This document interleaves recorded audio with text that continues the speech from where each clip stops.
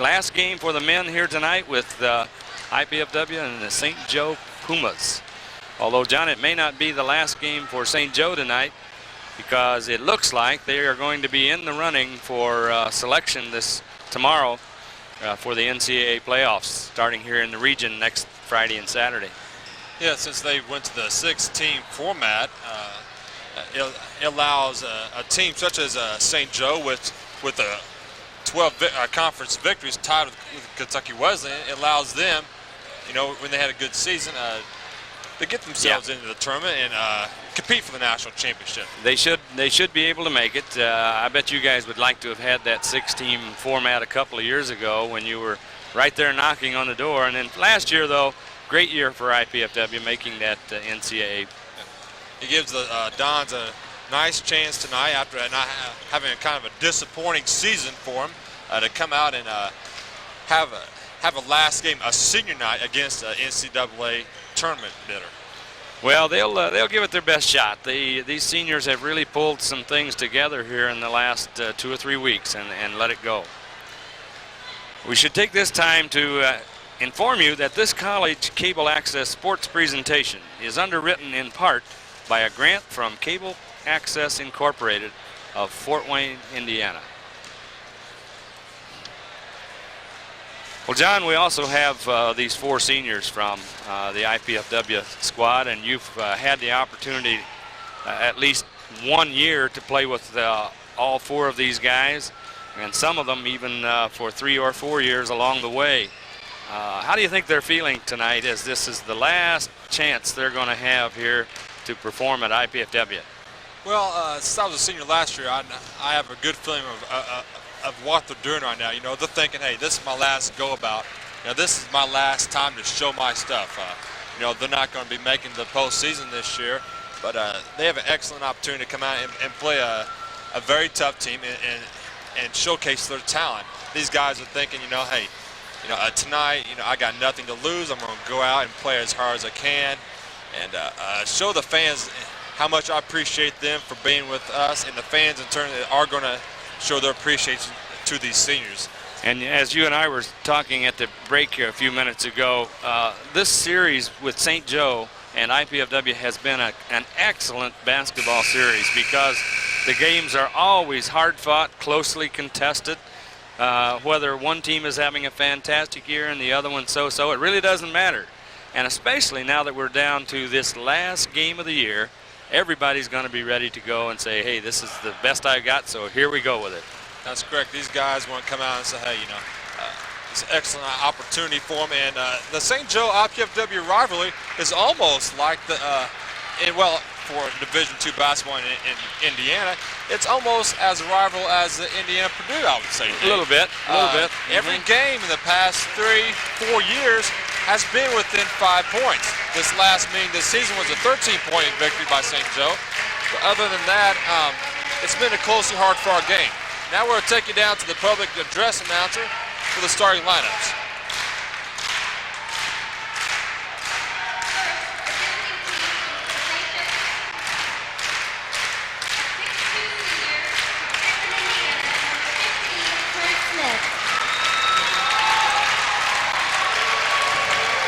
A 6'2" senior from Monticello, Indiana, number 22, Josh Hauser. A 6'2" junior from Detroit, Michigan, number 30, Harry Perry. A 6'7" senior from Hebron, Indiana, number 35, Mark Brown. And a 6'6" senior from Fort Lauderdale, Florida, number 50, Bob Sheridan.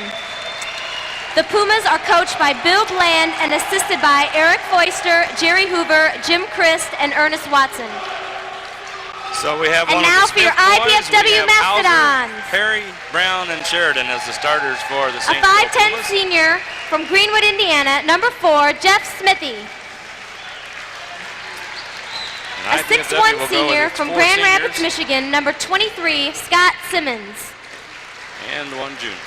A 6'5" senior from Lanesville, Indiana, number 24, Shane Gibson.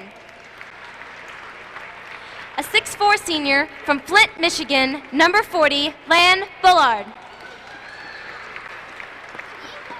And a 6'6" junior from El Paso, Texas, number 44, Jermaine Williams. I've known all 4 of these seniors in the past, and I've played with them all. All of them are super nice guys on the court and off the court. They all give their hearts in every game. I can see tonight being a very hard-fought game here. And I would suspect, too, that your heart really goes out to Jermaine Williams. That he's an inside player, much as you were here at IPFW. Does a lot of rebounding, a lot of hard defensive play, and he's come a long way this year. He really has. Earlier on in the season, he wasn't getting much time, and the time he was getting, he wasn't being very productive. Lately, he's come on. He's been the leading rebounder for IPFW in 6 out of the last 7 games, getting close to 10 rebounds per game during that span. It's real nice seeing a junior like that step up and show some support for next year's team. Well, the tip controlled by IPFW, so we get the upper hand from the start of the game anyway. And size-wise, there's not that much difference between the 2 teams, John. St. Joe is a hard-nosed defensive team. Man-to-man, comes right out at you. They're not real big, but they're tough on the defense. Yeah, St. Joe is leading the GLVC in points allowed, and they're one of the national leaders in Division II basketball with allowing field goal percentage. So they really play hard on the defensive end. IPFW that time used practically all of the shot clock. Went down to about 4 seconds. Nice block by Jermaine Williams. He wasn't about to let him get that easy one right off the bat. That's something that Jermaine Williams has really started to do more. He started to become an inside presence, blocking some shots. Before, any team wasn't afraid to go in the lane and shoot the ball. You know, now guys are thinking more now because you got a shot blocker in there. St. Joe on the attack, and they, just about let it get past him, but a nice save down underneath by number 22, Josh Hauser. Little spin move by Harry Perry. Harry is one of their leaders on the offense. We see the bucket that time scored by Bob Sheridan. In the earlier game, the Lady Dons got really went out strong on the Lady Pumas from St. Joe and kept the large crowd that St. Joe brought kind of quiet.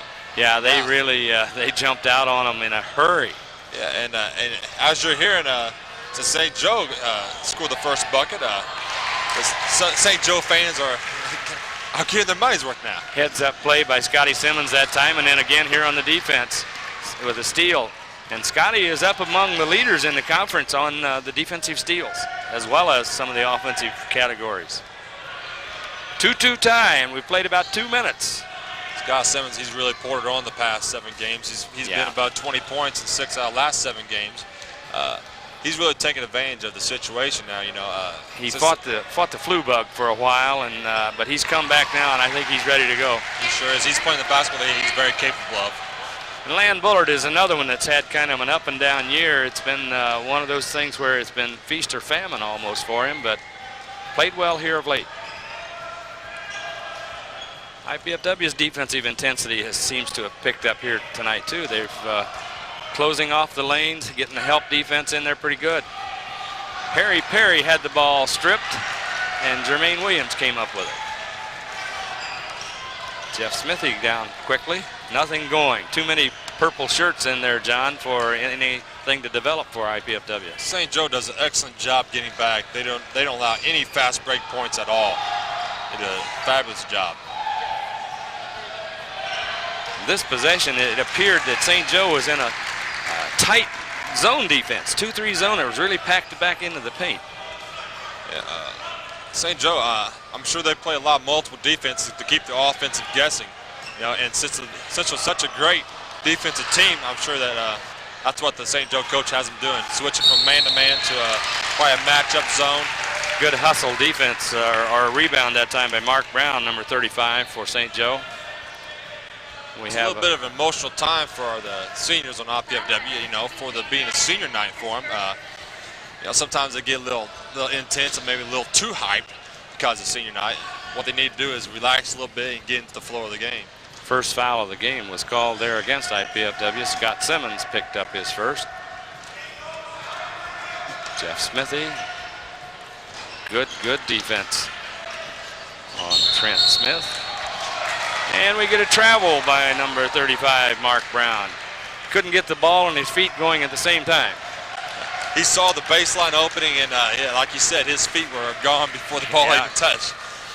Yeah, his eyes got big when he saw that opening. Shane Gibson out top. Jeff Smithy with a three-pointer that's in and out. But the Dons get back quickly on the defense, which has been one of those things that has been a bugaboo for them during some parts of the year, but tonight, playing real good. I guess I shouldn't have said anything. Nice move down the lane. Jinxed him out a little bit. Yeah. Scott Simmons with the ball up the top. IPFW trying to get something going now. St. Joe back into that very sticky man-to-man defense. Simmons with the rebound. And he puts it back up. And that's his spot. That is his He's spot. a three. Right, the three-point shot extended from the elbows. He could bury those any time of the day, I tell you. Scott is the number 3 three-point shooter in the GLVC.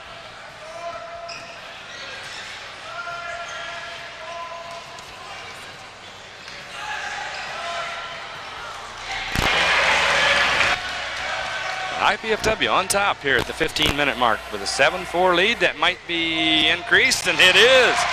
Tremendous tip by Jermaine Williams. You know, 4 months ago, there in late November, early December, you never seen Jermaine do that. You never seen him go out for an offensive rebound like that. He's really picked up his effort on the floor, and if you see, you know, just pure effort, he just out hustled the guy to the ball and got a nice little offensive tip. As high as he got up in the air, is that kind of reminiscent of that number 50 we had a year ago named Hans Strider? Yeah. I don't know how high I got up there. But you went after it, right? But I kept going after it. There you go. Jermaine was about 2 feet higher than I ever got. Somebody's got a shoe loose over there. One of the St. Joe, number 35, had lost a shoe. He threw a shoe. If he was a horse, they'd shoot him. IPFW, and they couldn't quite handle it on this deal. And now number 35, Mark Brown, gets to go back and pick up his shoe. Although they're, and the Pumas are going to hear Coach Bill Bland calling a timeout. He wants to get organized. I don't think he's real happy, John, probably with this first 6 minutes out of St. Joe's offensive lineup, but they've been a little slow getting things going. The College Cable Access Program Guide provides information about our programming, including IPFW sports telecasts. To receive your free Channel 6 program guide, send your name, address, and zip code to Channel 6 at IPFW, 2101 Coliseum Boulevard East, Fort Wayne, Indiana, 46805, or call us at 481-6000. John, we got a lively pep band in the building tonight, and it really is a nice addition to the atmosphere here, along with the season-ending crowd, and everybody's having a good time so far.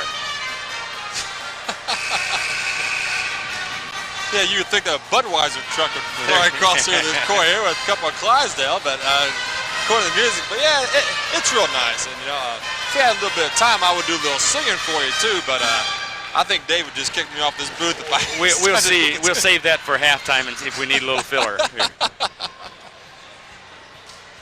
Yeah, I think the St. Joe coach right now really got on his players a little bit about, you know, it's 9-4, and he saw what happened in the girls' game, and I don't think he wants that to happen real quickly. He knows that the IPFW is really playing awfully well right now, and he wants to talk to his guys and you know, get things straightened out. And we have a new player in the lineup for St. Joe, number 13, Kevin Denson. Ooh, and Kevin just tried to go straight ahead through Land Bullard and gets an offensive foul. Yeah, Land was in an excellent defensive position there, and it looked like number 13 tried to bullet his way through that. You just see on, you just saw there, and Land was perfectly set. It was a great call. And Denson didn't have any room to change his direction, change his path, so he was committed. Van Bullard into, he and Jermaine Williams having a inside-outside game going. Cross court to Jeff Smithy. St. Joe seems to be in a 2-3 matchup zone. Nice pass inside by Jeff Smithy. Caught Van Bullard coming off of the backside, the backdoor play, and it's 11-4 IPFW. That was a great pass by Jeff. He saw land cutting and he anticipated what the defense was going to do and really threaded the needle on that pass. And the start of this game is almost the reverse of what we saw at the very first conference game over at St. Joe this year when St. Joe jumped on top of IPFW very quickly. Bob Sheridan made a nice move down the lane, picked up the basket. Nice play. Very nice play for the big man. Foul. He has nice agility. And we have number 33 now in the St. Joe lineup, Bob Bailey. As Rob Sheridan picks up the free throw and converts the three-point play. So it's 11-7 all of a sudden. Scott Simmons across the line. No substitutions up to this point for IPFW.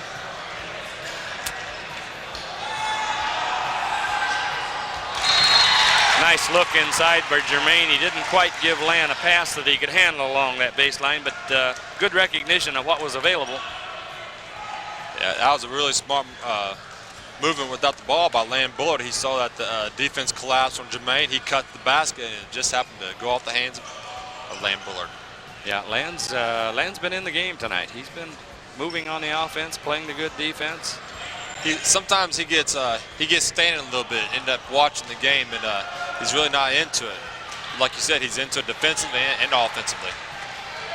Quick outlet pass from Shane Gibson. Scott Simmons over to Lan Bullard. Great fast break bucket. It all started from the defensive side. 13-7. IPFW got the hands up, got the nice steal. Simmons led the break. Yeah, they're not giving St. Joe anything easy. Well, there I go talking again. Nice move down the lane by number 13, Kevin Denson. Kevin made a quick move, scoop up with the left hand and hit the bucket. So he'll go for a three-point opportunity. That's really, as you see on it again, that's a little bit of a silly foul by Jermaine. He really didn't have position for the block. In that situation, and since he's been really the only consistent post player IPFW has had all season. Jermaine's getting a rest now as he's replaced by Casey Runyon. Casey was a freshman here your senior year, and the Casey has come a long way this year too. Yes, it's kind of difficult for him last year. You know, a senior, as a freshman on a team with 4 senior postmen, there wasn't much time there for him, but he practiced against us and he learned a great deal. Right. He's really improved. IPFW on the offensive attack. Nice move down the lane.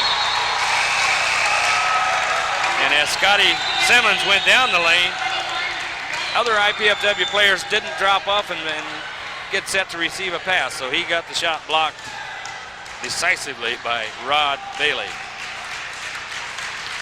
Scott Simmons getting a rest. As we said earlier, he's recuperating a bit from a little bout with the flu.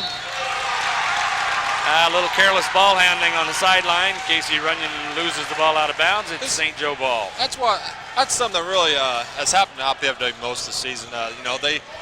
They'll start out kind of strong, and then they'll just mentally back off a little bit. They don't keep the intensity continuously when the bench guys come out here. And what IPFW really needs is have a consistent intensity no matter who's in the game.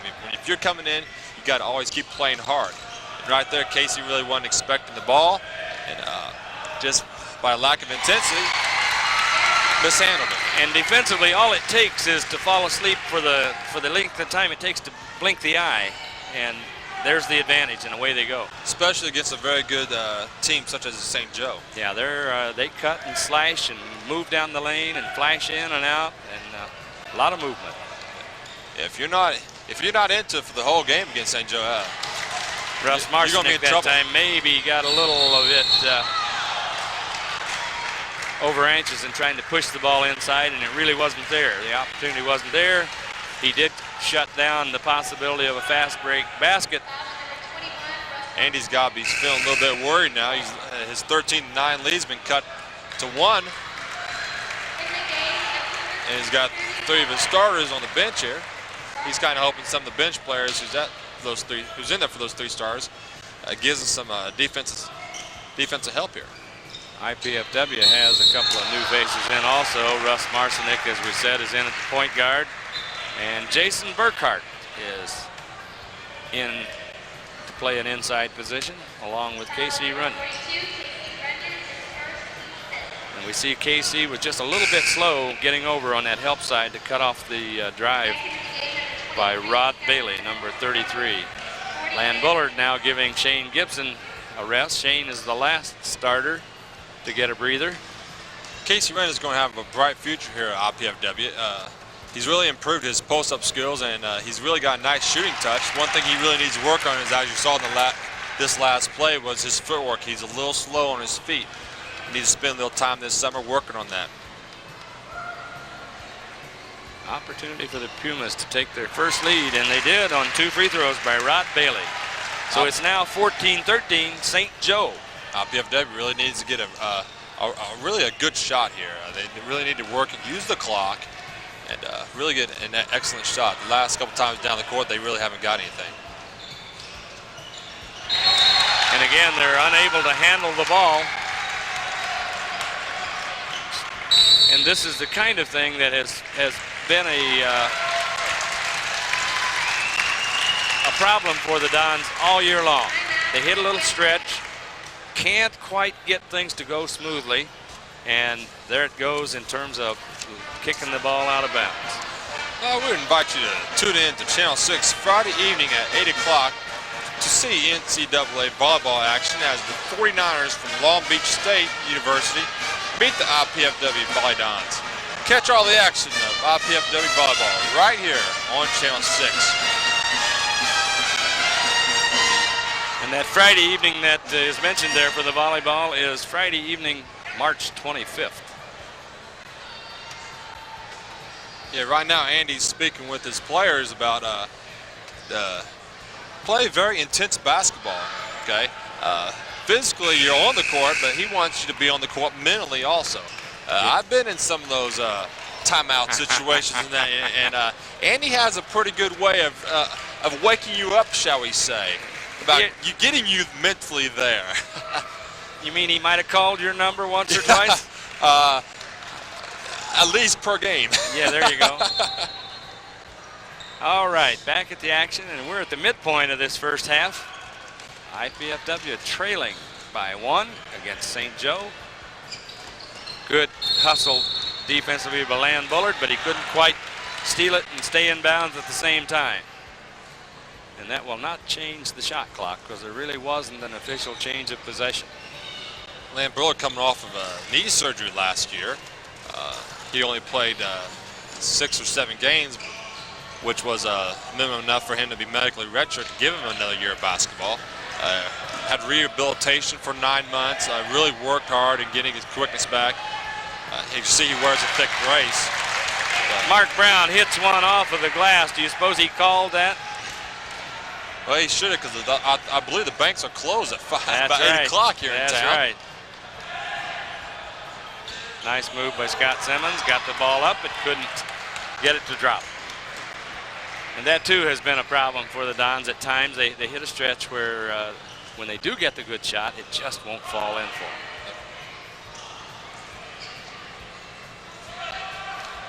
Josh Hauser, ball into. And the defensive pressure that time forced Kevin Denson out of bounds. As Harry Perry back into the lineup. Some of the Dons seem to be a little winded now. I don't know if the emotional part of senior night has affected them or not, but some of them look a little bit winded. Of course, the Dons have a short bench with only 4 subs out there, but they really need to pick it up here this last 8:45. Lan Bullard with the big 3 from the corner, and that's a nice lift for the Dons now that they've got that ball back. Was it only 2? I think they only counted 2. I think they said, yeah, 2 on the line. Lambeau is a very streaky shooter. He's capable of hitting 4 or 5 of those type of shots in a row. Nice defense that time. Help defense came over and shut down Harry Perry as he had the drive toward the basket, and they were not able to convert out of that. It's a big rebound by freshman Burkhardt. Number 30 for the Pumas, Harry Perry. Do you suppose he's a Cub fan? If he isn't, I'm sure he hears a lot of slack there at Yeah, Rensselaer. I bet he does. Complete with the holy cow and then the whole bit. Right there, Scott Burkhardt really didn't hold his man off that well. He really should have done a better job of that. IPFW has the numbers this time, 3-on-1. And Russ Marcinek not able to convert, but he did draw the foul on number 22, Josh Hauser. Hey, Dave, this is kind of an interesting situation. Scott Simmons throwing Russ Marcinek the ball. Isn't it normally Russ Marcinek doing out the assist? That's right. Although Scott Simmons has also had his share of the assists this year. He's done well. He's been versatile. He's played and provided whatever Coach Piazza has asked him to do. He's really had a difficult role coming back off the team last year, averaging double figures on last year's GLVC championship team. Yeah, because virtually he and Shane Gibson were the only two that got much playing time with you guys as seniors last year, and you went into the NCAA tournament. A lot of pressure was on him. But he's played well. So has Shane. They've played hard. They've stayed with it. That's all you can ask. Russ Marcinek bearing those 2 free throws. He's a 75% free throw shooter on the year. Puts IPFW back on top by 1. We've got about 7.5 minutes to go. Pretty quick first half. As soon as we say that, they'll start having all kinds of fouls, and there we go, one on Shane Gibson. Well, St. Joe right now clearly has a inside position on that shot. As you see, the only thing Shane could do was to foul him. Yeah, just let him make it from the free throw line, and then an easy layup there. But St. Joe really ought to be utilizing their inside advantage that they have over the smaller IPFW players. Well, and in that first game over at St. Joe back in January, with the game that began the GLVC conference play, St. Joe scored almost at will inside. And by this time of the game, they had a 25-point lead the last time these two teams met. But with those 2 free throws, the Pumas have gone back on top, 18-17. A little over 7 minutes. Shane Gibson with the ball. Looks for Scott Simmons. Scott with his patented outside jumper. Casey Runyon stayed with it. So did Jason Burkhardt. Picked up the loose ball and drew a foul. We'll see if KC can go to the line now and cash. It's a non-shooting foul, so it'll be out of bounds. New shot clock. As you see, for the Scott Dodgers. Simmons coming off that pick. Casey battling inside. The 2 St. Joe players kind of tipped the ball away from each other, and Casey got the loose rebound.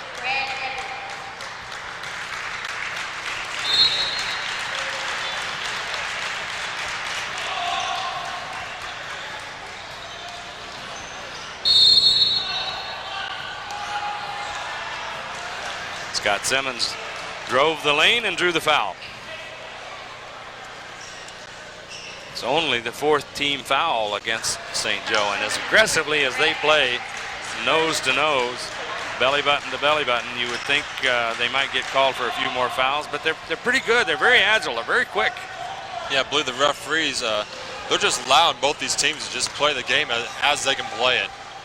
There's only 10 team fouls combined, and in this first half, and it ain't that the teams aren't physically active. They are really banging each other. But again, unless that contact gives somebody an advantage, I like to see them let the game flow. Yep. Nice move inside. Russ Marcinek saw Shane flashing in the lane. Shane saw the opportunity and scored. Lead changes back and forth, back and forth. The Dons now 19-18. On senior nights, normally you already seem to make a lot of shots, as in you're shooting a little better. You got some added confidence because it is your last game, and normally the seniors tend to shine on their senior night. That last move we saw, Casey Runyon got about a half step behind, but the thing that was encouraging about that move is he aggressively went after his man to stop him. A lot of times when he was in the action last year as a freshman, he was kind of quiet. He would just back off a play like that and wouldn't want to get into any kind of physical confrontation. As you saw there, yeah, he was very aggressive. You know, went for the block shot. Ended up being a foul, but it was still a very aggressive move by him. Shows some real hope for the young man for next season. And when you're aggressive like that on the defense, if the offense just happens to relax a little bit, you may be able to stop him and not get the foul. Exactly. Lan Bullard got in pretty heavy traffic. Whoa, there's a little traveling music. He got kind of excited. He saw daylight. Yes, he did. Boy, he took a nice little curly shuffle there and then went to the hole. Well, he probably thought you can get there faster if you don't dribble. But it won't work. Lan Bullard, deep left-hand corner. Back to Lan from Shane. Shane looking inside to Jason Burkhart. Our postmen are hesitating just a little bit and trying to drop that ball into tight places, and boy, it's just not there. That was a nice cut by Shane Gibson to the hole, but maybe Scott should have went for the shot because Shane would have had backside rebound if the shot would have came off. Him and Jermaine both have had passes to the backside forward who cut to the hole, and both times it's gone out of bounds. Maybe it's time for them to just step up and take that jump shot. Russ Marcinek, all 5'6" of him, came down with the rebound that time. I'm sorry, Russ, he's 5'9".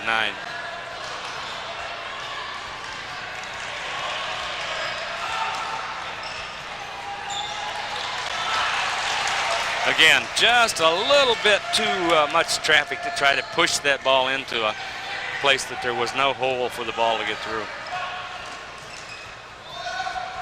Harry Perry got blocked that time. Jason Burkhart up with a loose ball. Russ Marcinek going deep to the right side. Shane Gibson.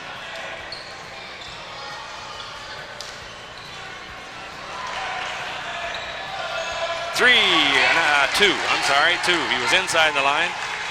Gonna have to get my bifocals changed next week. Way it looks right now, IPFW is playing a one-post offense. They let Burkhart just post up in there, and they got four extremely good outside shooters around the three-point arc, and they're just letting Jason kick it out if he doesn't have anything, which, giving IPFW a 2-point lead.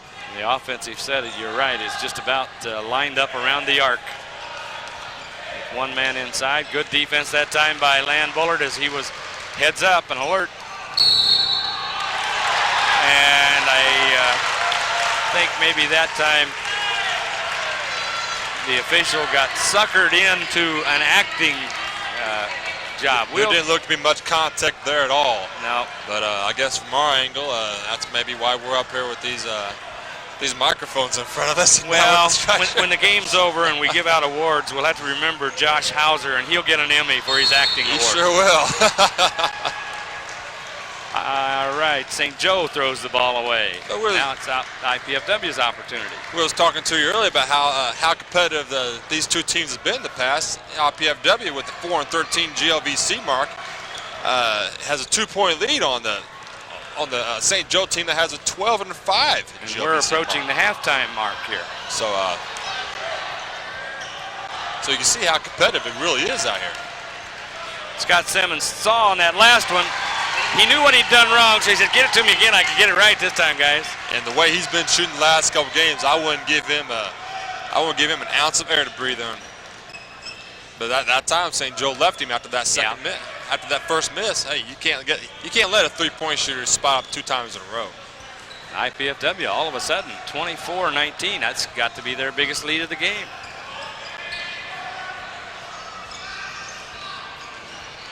I think Coach Piazza would be very happy to give number 50, Bob Sheridan, that outside shot all night long. I think he will too. I think he keeps taking that shot. IPFW has a bright future for tonight's game. Just under 3 minutes to play here in the first half. As you were saying, Dave, this is kind of a quick game. There's not a lot of calls going on. Only 12 team fouls, but a lot of action. Yeah, not many whistles being blown out here, which is good. The referees just let the players decide what goes on. They're not going to be the benefactors.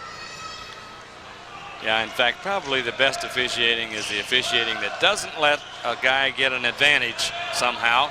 And Absolutely. if there's no advantage, let him play.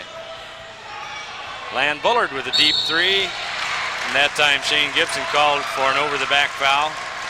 Yeah, Land Bullard gets in a tendency sometimes to shoot an air ball here and there. He rushes a little bit.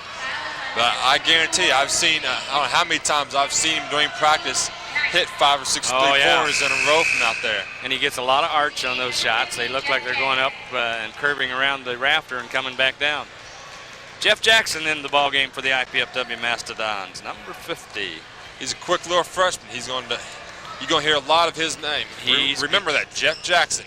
In the future, he's going to be a nice little point guard for IPFW. Gained some experience this year that should serve him very well in the next 3 years. As you see, there's 5 players coming back off this year's team, so there's going to be a lot of new faces here next year. Kevin Denson hits the first of 2. And he gets them both. 2:28. Dons 3-point leaders and have the ball. Coach Andy Piazza must be feeling pretty good right now. You know, earlier in the season, they were down about 25 at this time, and they've been really playing some pretty good basketball. They've played well. Right there, Russ Marcinek kind of threw it to an area where he thought Shane was at, but Shane was doing what he's supposed to do, move without the ball. And it's easy to see up here that probably Russ should have just put up about the 10-foot jumper. Yep. Nobody came to get him.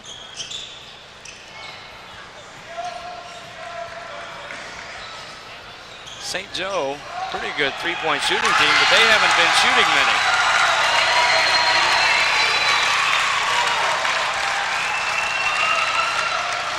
Those are the type of shots that you don't want St. Joe getting.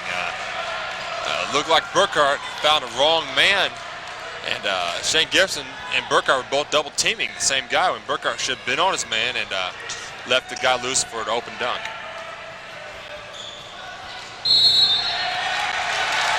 Jason didn't quite have enough room to maneuver that time and stay in bounds.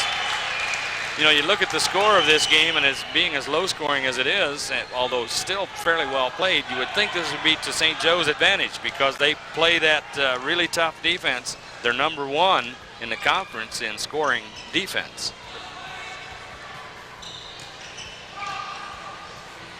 And they're not very high in scoring offense, but when you keep the other team from scoring, why, you don't have to score as many. You'll win a few ball games. That's right. You'll win a lot of ball games. Inside a minute. Back inside to Jason Burkhart. Jason that time moved to the basket, took a shot. That was a nice move by Jason. He took a couple of power dribbles to the inside, wrapped his left leg around the defensive player, and power dribble to the hole. As you can see, you young postmen out there, hey, that's a great move. You got the defense thinking you go into the middle, nice drop step, nice power dribble to the hole. He's going to line for 2 foul shots. That's a nice move by the freshman. In fact, John, it seems to me like something that he probably should do more of because too many times he makes his move inside without making a move that could lead to an offensive shot. That's right. As you notice, in the past 3 or maybe 4 times Jason's had the ball in there, he's really hadn't gone up for the shot or made the move for the shot. Yeah. He's really throwing it out, and when the ball gets in that deep, hey, big guys, you gotta put it up. I'd rather you shoot a 2-footer shot than kick it out for a 22-footer. Yep.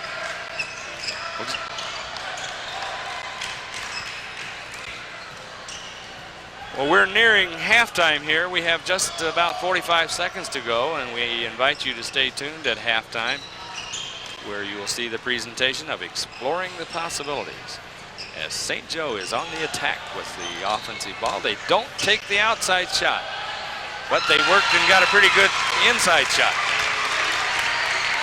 We've got a tie ball game, and it's not the first time we've said that tonight. Yeah, I think IPFW now wants to go to a 1-shot. The shot clock is turned off. 19 seconds left in the half. You know, tie game. Andy's got to be feeling pretty good. I think he wants to go to the last possible shot here. So, you know, and his team has a chance of going into halftime with a 2, maybe 3-point lead. And there they go. A nice roll by Shane Gibson. Shane, whoa, and I tell you, that was about an 85-footer that hit the rim. It drew iron. Yeah, that 85-footer hit one part of the rim, but I tell you, that last shot by Shane Gibson hit about every inch on that rim. That's what it's up there for. You might as well use it all. That's right. And senior night, you know, you get those types of bounces on senior night. Well, we've reached halftime, and the IPFW Mastodons, playing a very, very sound basketball game, have taken a 2-point lead to the locker room, leading the St. Joe Pumas 27-25.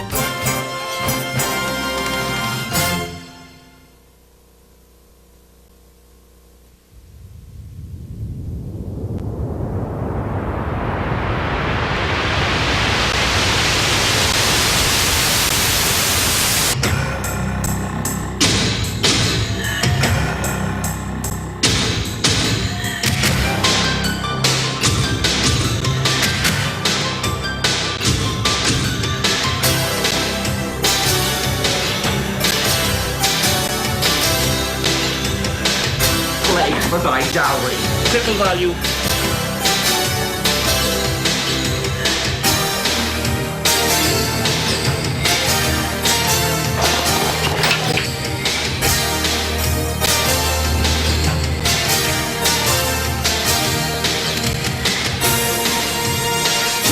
I've really enjoyed it. Quality education. Courses are challenging.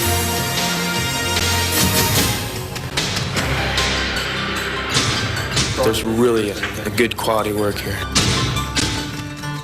The campus in the fall, I think, is really nice. It's a nice place to sit out and relax, maybe during a lunch hour or any time after classes. There's a lot here that IPFW has to offer. The professors really concentrate on helping you. They've enabled me to grow professionally. If you're going to go in Indiana, this would be the place to go, and people just don't realize that because they think it's hometown.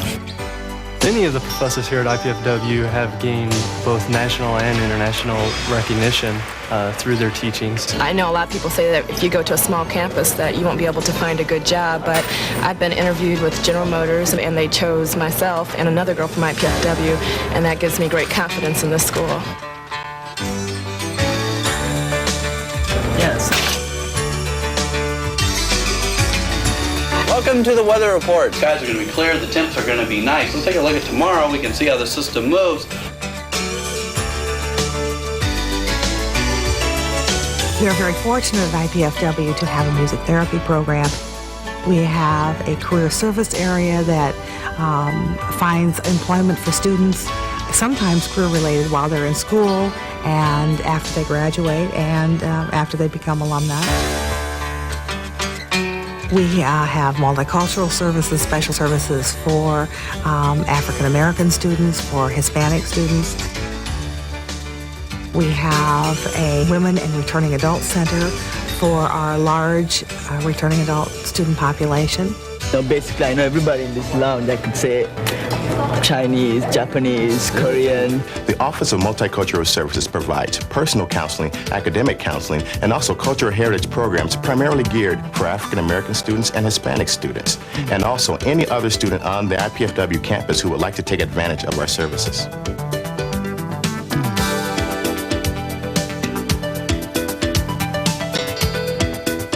We have given over 26,000 degrees, and our alumni are literally all over the world in successful and important positions in business, industry.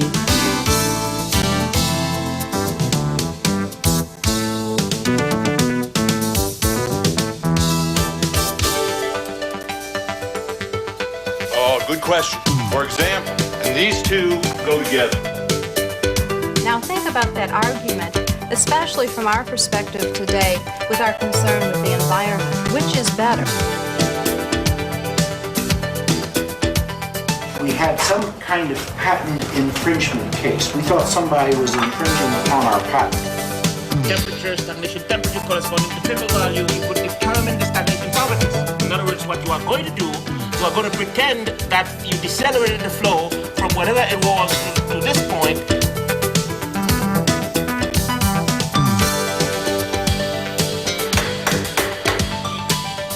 I never gave you aught. My honored lord. Just take it in like this. How do I care for this child? And that transition from what's taught in the classroom to what is actual reality of putting it into practice and the hands-on doing procedures. Okay, how would I decide now, for example, how big a drop of water was? The way it was conducted in the district court, they said, was a summary judgment. It left 2 unresolved issues of fact. What were those? Somebody tell me. The Honors Program offers courses for talented and motivated students who graduate in the upper 10% of their high school classes and have above average SAT scores. These are small enrollment classes taught by selected faculty members. I had a favorite professor that was very knowledgeable.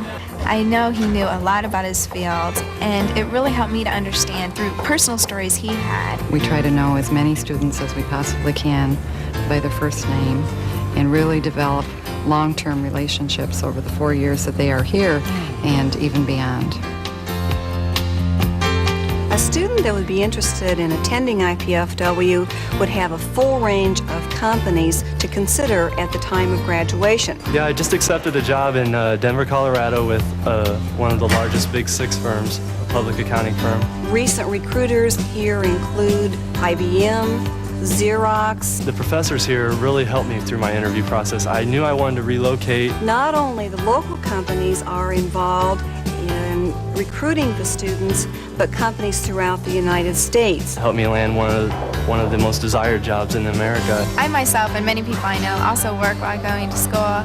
Over 90% of our students are employed. Although I live outside of Fort Wayne, it's still real close and convenient for me to come to school and then directly to work. It only takes me about approximately 15 minutes. We also have co-op, and the co-op program is an alternating program whereby the student goes to school for a semester and then works for a semester. But the marvelous thing about it is that you are 80% guaranteed of employment upon graduation. The Financial Aid Office assists students and their families in securing financial assistance to attend college. Financial aid is available in the form of grants, scholarships, educational loans, and employment.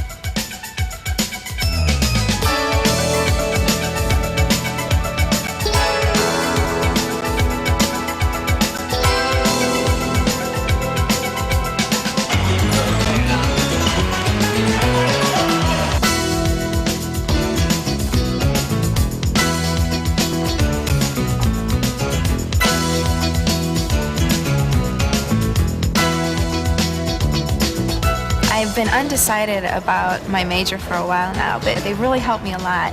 Helped me to discover new careers and check into them, get ideas on them. I really appreciate that. They've really done a lot for me in that aspect. I think IPFW is an exciting place to be. And it's exciting because we have such a wide variety of students. I think we have appeal for many students. We offer a quality education. Our student body ranges in age from 13 to 82. And we can offer quality and variety.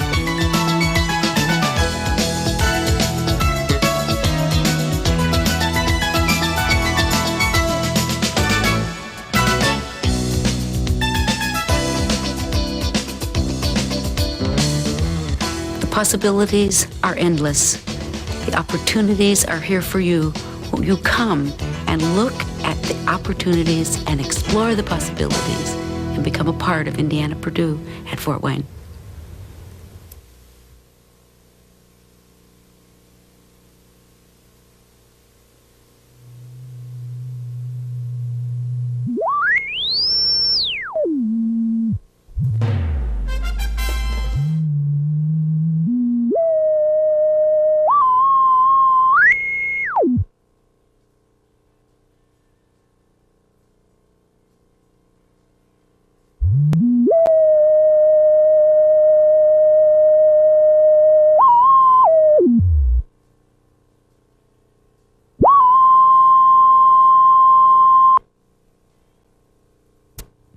can you find out when lightning may strike? And how do you count the fish in the sea? How can you tell if a child is growing normally, if baseball is getting better, or traffic is getting worse? How do you know about stock market trends, the risk of cholesterol, the history of witchcraft, or the future of spacecraft? With statistics, that's how. And how can you find out about statistics? With the new Statistics series, Against All Odds.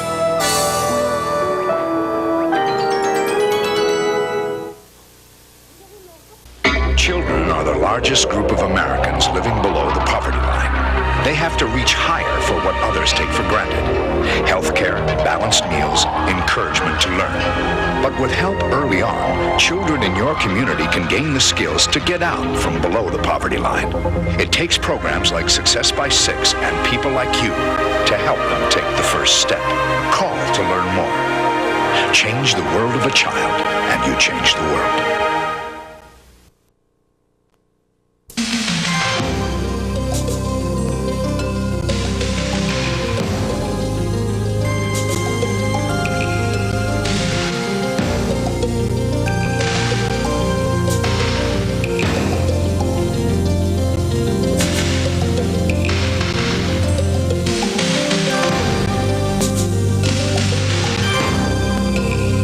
Is a need in your own hometown. Please join your local chapter.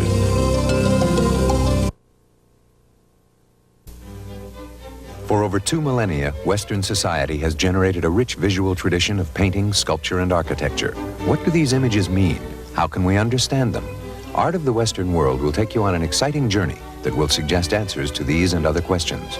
Beginning in ancient Greece and ending on the brink of the future, it will examine many of mankind's most enduring artistic achievements.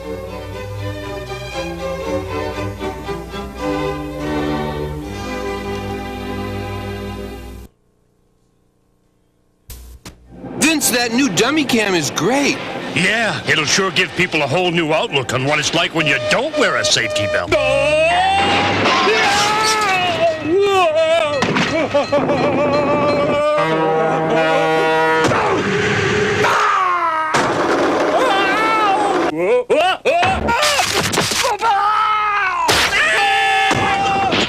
I think they'll get the picture.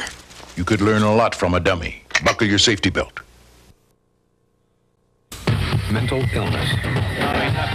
We fear it. We laugh at it. We scorn it. We think it's shameful. But these are misunderstandings. Misunderstandings that will fade away if we see mental illness for what it really is. A medical disease. A disease that can be treated if you just know where to turn. For an informative booklet, call the American Mental Health Fund. Welcome back to the IPFW Gates Sports Center, where we have one half of basketball left, John, in the season here tonight, and we've had a great first half. We really have. Coach Andy Piazza must be very pleased with his players right now. You know, early January in the first contest between these two teams, it was 25-point markup for St. Joe at this time. Right now, the Dons, you know, up 2 points. They've really controlled the rebounds, Dave. Rebounding, they're up 17-7 rebounding-wise. The shooting, you see, the percentages are about the same, but yet IPFW has the advantage of having scored 3 more field goals, and 2 of those were of the 3-point variety. And the next to the last line down there shows you how St. Joe has stayed in this ballgame. They've hit 9 out of 10 free throws. IPFW not too bad at 3 out of 4, but they just haven't been to the line nearly as many times. Yeah, St. Joe, this is about their average. They're giving up about this many points a game. But what's strange enough is that IPFW, which throughout the season haven't been a very good defensive team, has really done an excellent job on St. Joe. Yeah, there have been times when IPFW's defense has been very, very porous, and they've been averaging giving up 88 points per game. Well, if St. Joe's going to end up with 88 points, they're going to have to start shooting now before the second half even starts. They really have to, and I think Andy right now is telling his players, hey, you know, St. Joe didn't have a very good offensive half. Look out for them to come out and start pushing things, start pushing some three-pointers, start pushing the tempo a little bit. Defensively, St. Joe's is still going to be playing hard. and trying to slow things down. But offensively, I think that St. Joe might be trying to do a little something extra. A couple of things I think we need to watch for, and that is a couple of starters for St. Joe did not score. Harry Perry being one of them, and Trent Smith being the other. And in fact, 3 starters didn't score. Josh Hauser, one of their players off of the bench, number 13, Kevin Denson, was the second leading scorer for St. Joe. He had 7, and Mark Brown, number 35, had 9. Harry Perry averaging 13.1 points a game. The St. Joe's leading scorer, you know, as you said, didn't score. Great hustle by Jermaine Williams that time to break up the offensive move down the lane. Mark Brown was moving in for another good shot down the lane, but he couldn't get it. IPFW right now is doing a pretty good job. And, well, once I just said that, they're just giving up a layup. Yeah, you and I both have done that tonight. I don't think we should be talking about IPFW defense anymore. We'll just not congratulate them on it until it's over. We won't. That's right. We've got a tie ball game, and we've said that before. Scott Simmons on the attack out front over to Jeff Smithy, I mean. And in the first half for IPFW, Scott Simmons and Lan Bullard were the leading scorers with 8 points apiece.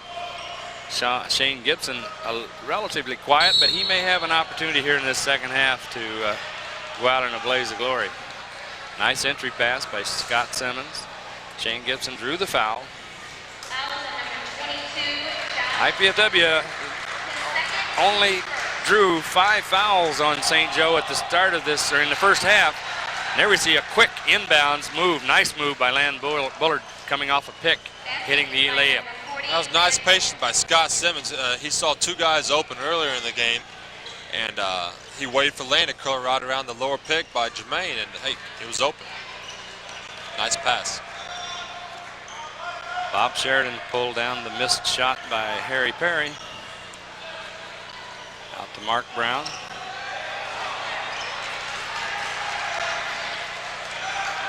Maybe a little breakdown in the patience by the St. Joe offensive team here right now. Jermaine Williams couldn't find an opening, kicks back out to Jeff Smithy. Jeff put up a good 3-point shot. It's a good shot. He's got to take those. Yes, he's got to keep on that. The last game I commentated, I believe we were playing Bellarmine, and Smitty had 5 3-pointers in that game. That's, you know, he's the number. He'll end up being number 3 on the IPFW 3-point career mark. And that's a lot of productivity. That's correct, and you know, he ain't gonna be able to make them all, but he ought to be able to stick with that shot because I believe he's gonna hit a few. Trent Smith that time, number 15, took the ball down the lane and scored his first 2 of the night. Jeff Smithy looking for Lan Bullard. Lan up the top. Out to Scotty Simmons. We've seen that a few times in the last couple of years by Scott Simmons. 3-point shot. Puts the Dons back on top by 3. Yeah, Scott's really been on the last couple of games. Really scoring very well for him. Lan Bullard with the quick hands. Knocks the ball out of bounds. Harry Perry not having one of his more productive offensive nights, although he still played well defensively. Lan Bullard that time, again, was not, he just wasn't going to let up and give up an easy 2 points. Going to make the guy earn it if he gets it at all. So he's going to send him to the line. Mark Brown, leading scorer tonight for the St. Joe College Pumas. And he cans the first one. Well, St. Joe's shooting extremely well. They're 73% free throw shooters on the year. Right now, they're 10 out of 11 in this game. That's about like you used to shoot them, wasn't it? That's correct. 10 out of 11? That's correct. That's what I wanted to shoot them. When the ball left my hand, I thought I shot that good. Didn't we all want to shoot them that well? Quick hands by Harry Perry knocked the ball out of bounds, but IPFW will retain possession. Set up the offensive move, and again, quick hands. Number 15, Trent Smith, knocked the ball out of bounds. Shane Gibson to underbound now from inbound from the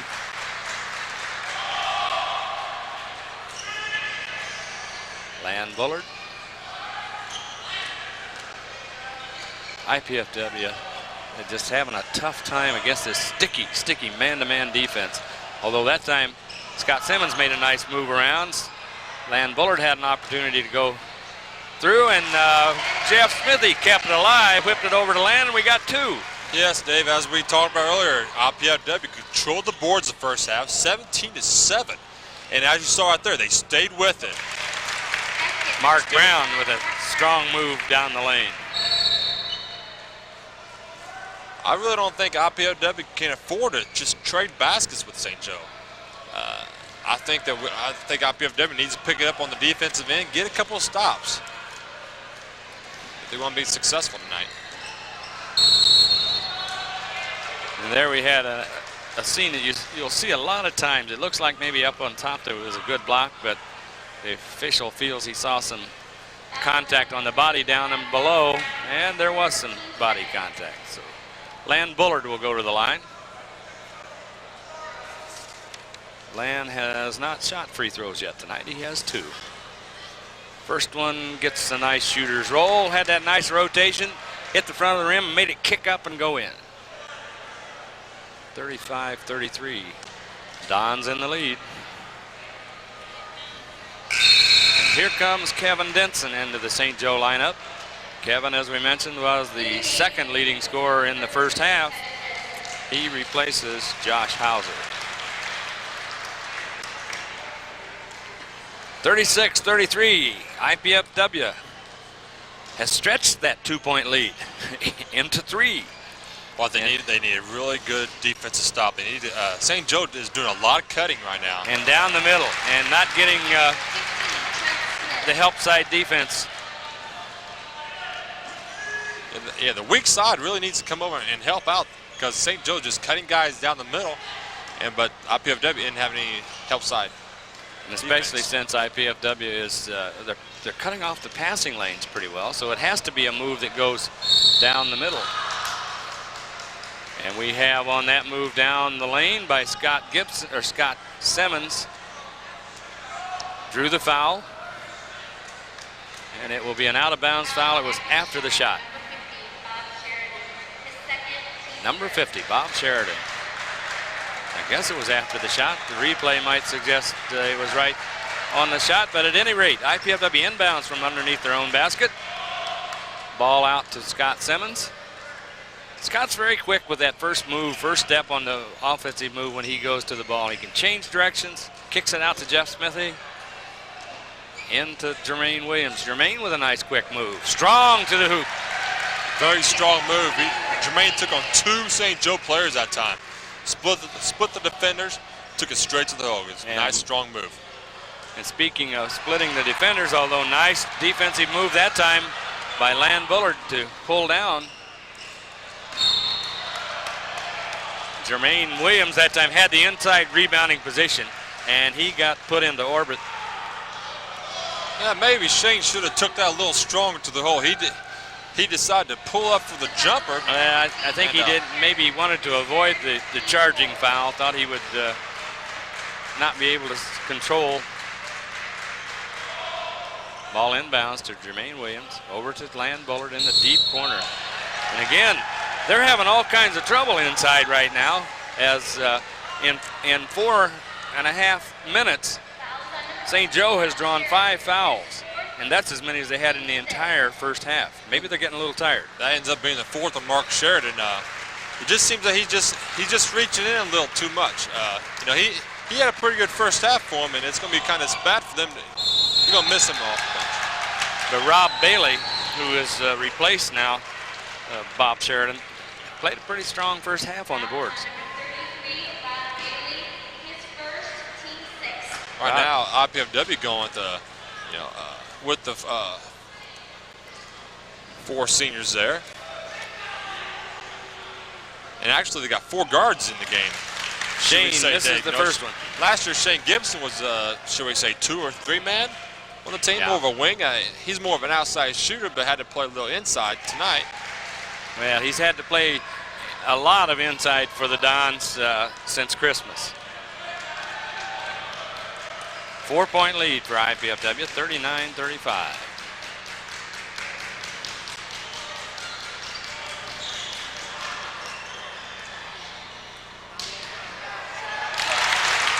Mark Brown with an aggressive move to the basket.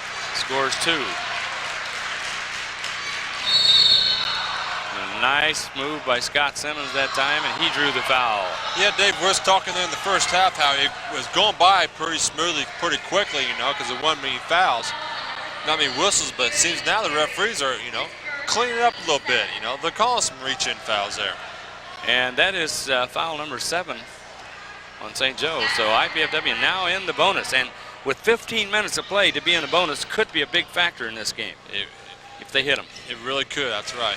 Every foul, except for player control foul, is going to the line, and IPFW it is a pretty good free throw shooting team.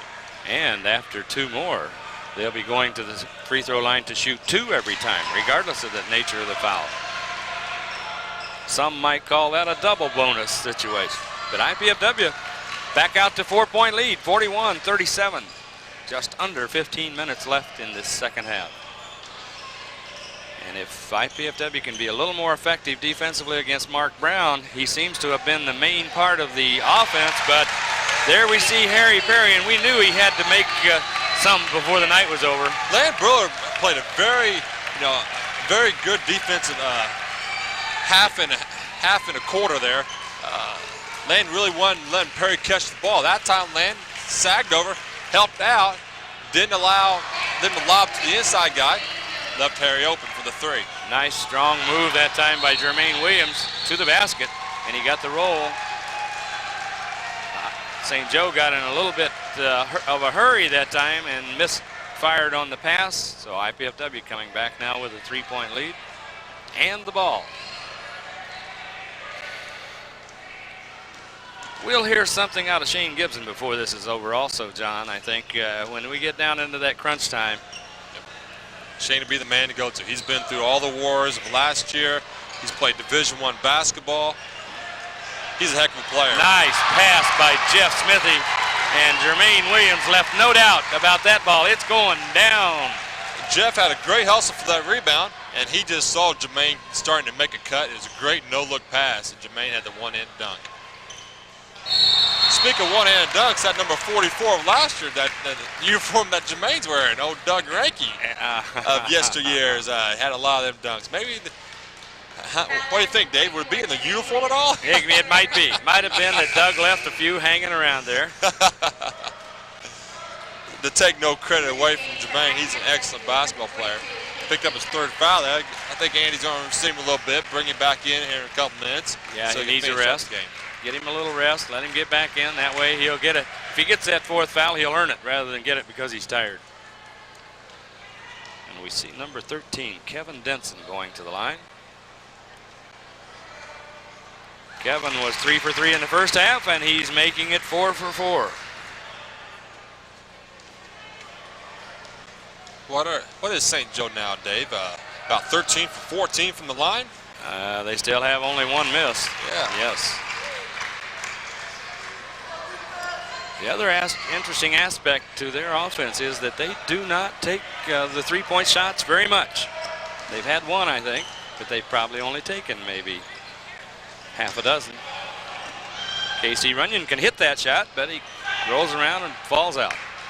Looks like KC might have gotten a little problem with his ankle. Yeah, that may not have been an ideal shot for KC coming off the, IPFW with the 3-point lead here. Yeah. They had a chance to get, a better shot. KC came off that. Looked like he took a pivot on his foot and went up for that shot. That's why he was kind of limping a little bit. Unusual twist to it, yeah. Yeah.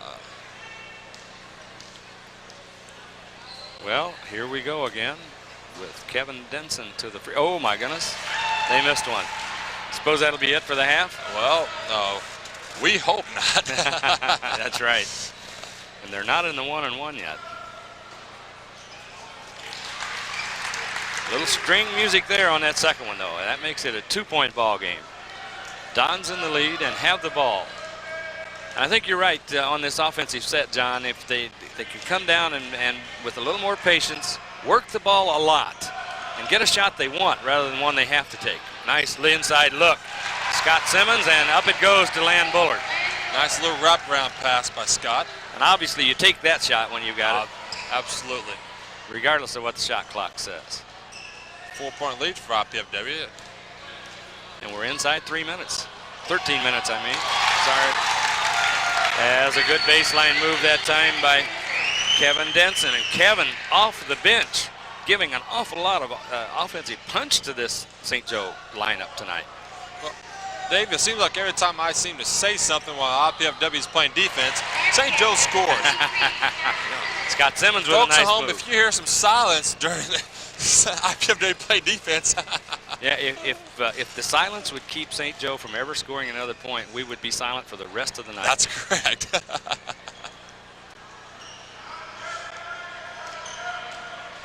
Josh Hauser, Harry Perry, nice move to the basket.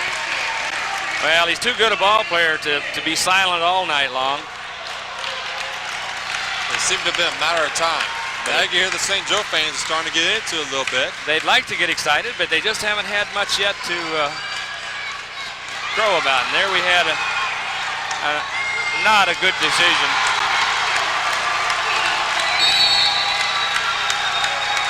So IPFW calls for a timeout.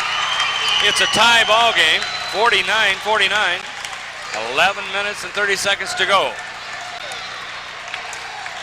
The girls ages 6 to 15 are invited to attend the IPFW Girls Basketball Camp on June 27th to June 30th here at the Hilliard Gates Sports Center. IPFW Women's Basketball Coach Eileen Kleinfelter, Assistant Coach Lisa Miller, and current IPFW players will conduct training that emphasizes shooting, footwork, passing, dribbling, rebounding, scrimmaging, and individual and team defense. For information on how to register, call 481-6643.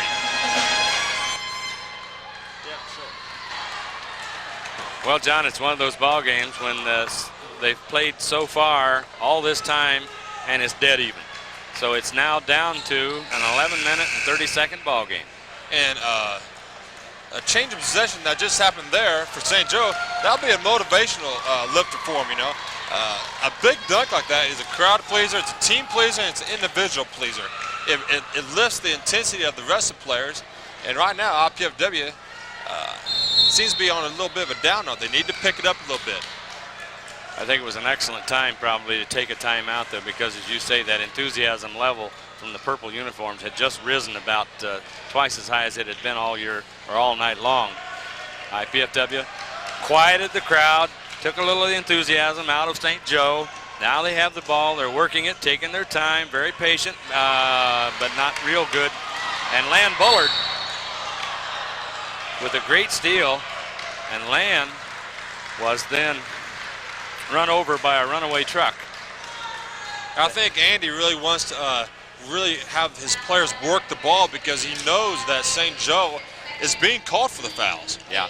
As you saw right there, Lane was trying to give the ball to Shane Gibson for the easy layup, but the number 33 for St. Joe just came across and got a hand at it. Yeah, the license plate number on that truck was 33, and the free throw was short. St. Joe with an opportunity to take the lead, something they haven't seen much of for a good stretch here in this ball game. They got one now. Oh my! Well, we said they had the opportunity. That's correct. You know, babies like that, you've got to make those. Lan Bullard comes back with a miss from the deep left corner. And Mark Brown that time left no doubt about making the defense pay. IPFW with another miss. They're going to have to be careful here and keep things under control, or it could get out of hand in a hurry, like there. And Shane Gibson is urging his teammates, play some defense, guys. It's happening to be too easy. Shane being a leader out there is trying to get on his guys, IPFW is rushing too many shots out there as they're coming down. In turn, they're not playing any defense. They're really just standing around and they're not picking up everybody. As you just see on the screen there, nobody had the inside players. Shane had to come from the wing and foul the kid so he would go to the line. Otherwise, it would have been another easy two, and IPFW would have been down 4. Free throw is good by Mark Brown. I think what Andy's really upset with is that, IPFW has come down and shot 2 very quick and unadvised shots. There's been no rebounders down there. And there's a free throw I wish they had hit instead of missed, because they rebounded it. But perhaps it'll turn out all right. 3-point lead by St. Joe, 52-49. And the time clock shows 10:10. Harry Perry fouled on the inbounds play. He will go to the line to shoot 2. St. Joe seems to be on a little roll right now. It probably wouldn't be a too bad decision if Andy would take a timeout and calm his guys down a little bit.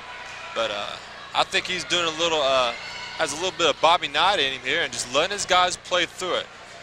Well, after that last little bit of a helter-skelter stretch, he made 2 substitutions, got 2 of his starters back into the lineup, Jermaine Williams and Scott Simmons.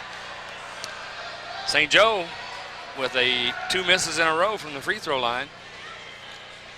And they're not in the 1-and-1 yet and still have shot a lot of free throws. IPFW's got to be feeling pretty fortunate. It's only a 4-point lead for St. Joe now, and they've made some horrendous errors. And they must right the ship in a hurry. That's correct. But in turn, IPFW, they've got to feel that they've got to be patient and get the good shots, get the good inside post-ups, get the good outside shots. Just keep running their offense. Let St. Joe play defense. Let St. Joe foul. Yeah, they need to draw another foul on number 33, although they got one on Harry Perry that time reaching in. Jason Berghardt. That was a nice rebound for Jason after he missed a rebound off a free throw down here. Way to pick himself up. Now he's able to make up for those points. And this is the last one that'll be a 1-and-1. From here on out, IPFW will be shooting 2 free throws every time to the line. And they can't help themselves. That's the second front end of the 1-and-1 that they've missed. They've got to make free throws.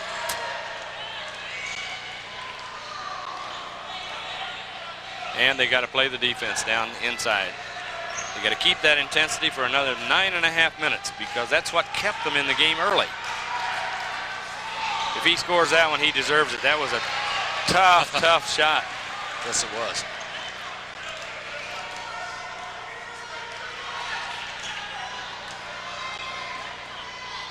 Scott Simmons out at the top. Back to Russ Marcinick. Russ trying to get inside. And again, he probably threw it into too much traffic. I'm not sure Jason was in a position to be able to handle it. I think St. Joe really collapsed down on Jason. Man in front, man behind. Maybe Russ saw a little daylight there, but once he got down to throw the ball, St. Joe responded, and they were there to let the ball go out. But once again, the turnovers are becoming critical as we get down to the final 9 minutes of this season. Regular season, we should say. St. Joe very, very likely to be in the NCAA playoffs starting next week. And a 3-point shot by Josh Hauser. And I think that may be Josh's first bucket of the night. Josh is a very intense character, you know. It's time now. Made that, he's pumping his fists, hollering a little bit. But it's time now that IPFW comes back, and they must score. Good shot. Didn't fall.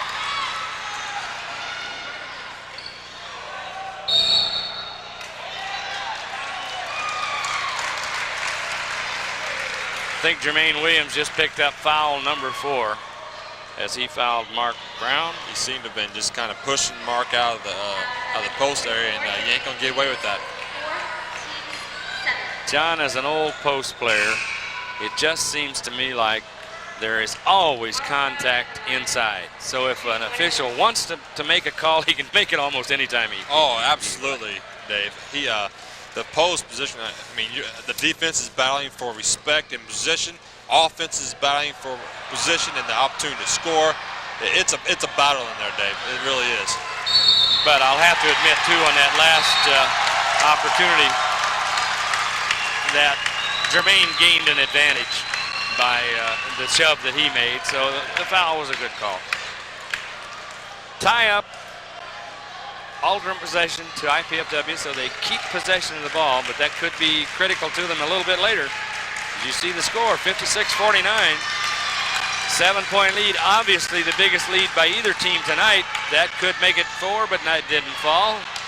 And a little misfire on the rebound. I thought we had a good shot at the rebound, John, but it was just off of the hand.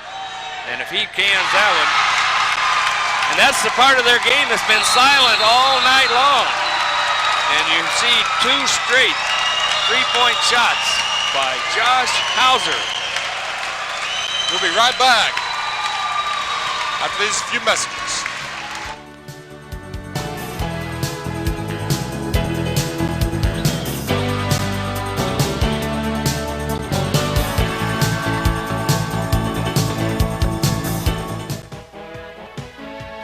Jobs. It's top priority with many Hoosiers today. Good jobs with good futures. That's what Ivy Tech in Fort Wayne specializes in, training good people for good jobs. The skilled jobs Indiana's future needs. Ivy Tech, what Indiana needs to grow. Call for enrollment information.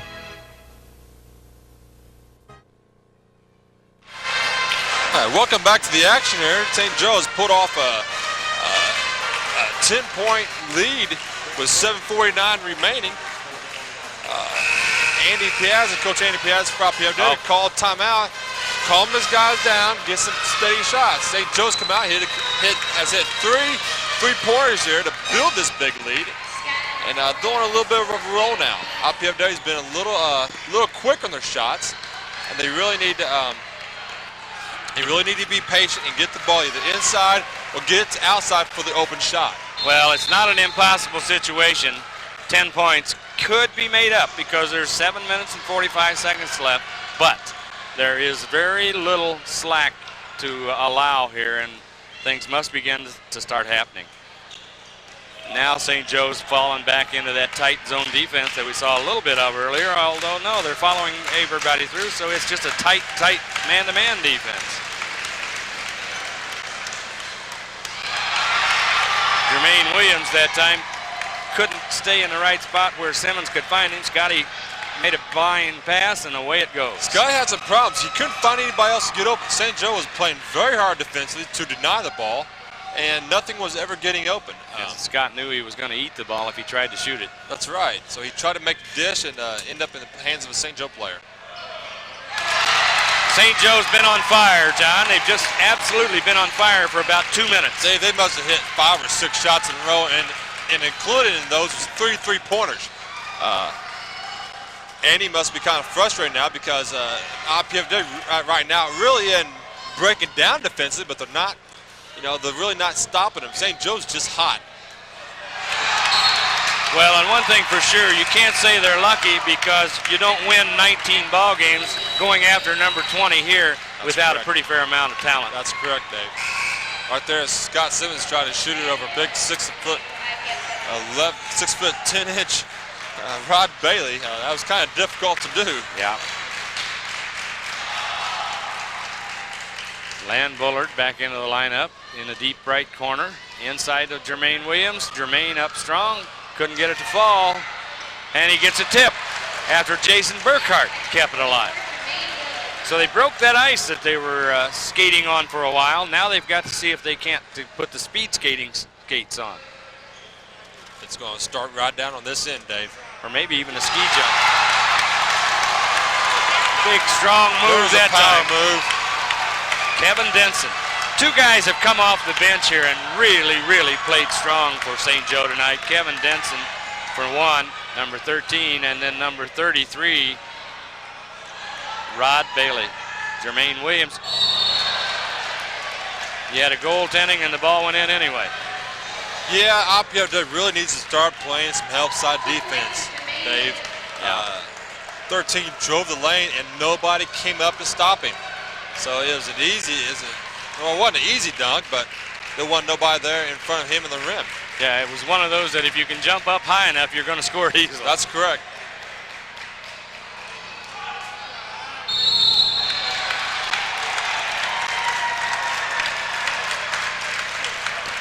They're going to call that one on Jermaine Williams, Dave. but it was on Jason Burkhart.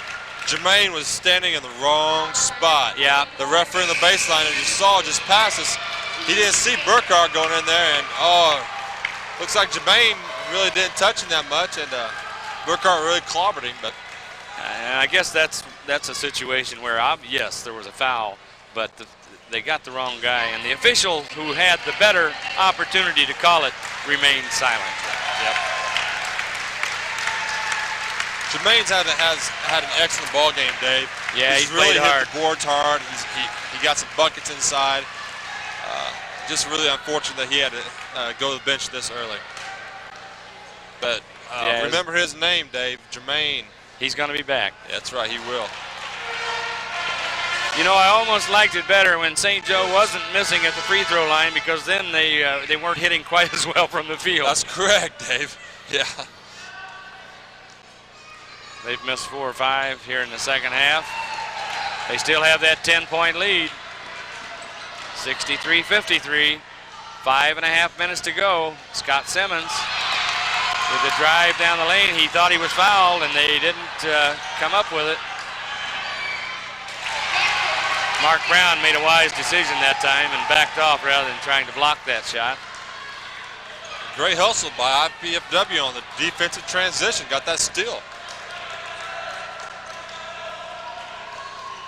5 minutes. 5 minutes left for the Dons to try to whittle down that 8-point lead.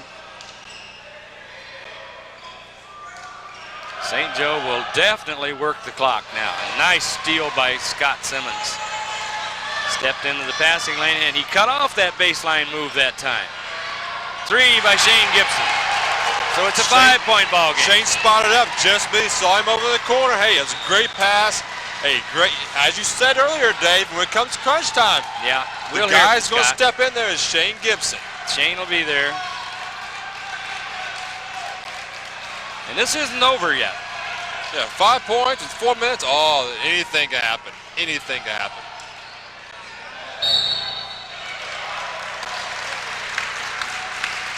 And again, the kid off the bench, Rod Bailey,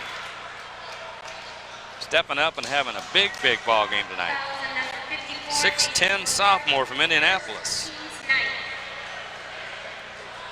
Yeah, he's missed. He's missed a couple free throws here in a row. Yeah, he has, but he has been a big cog in this machinery here from St. Joe.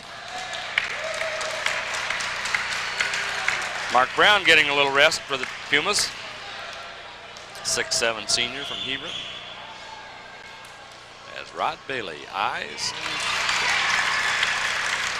Hits number 1.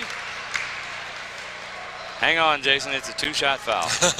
Sometimes you get a little anxious and want to go down and pick up that foul, and you kind of forget that there's a bonus situation. Don't worry, Jason, I've done that many times.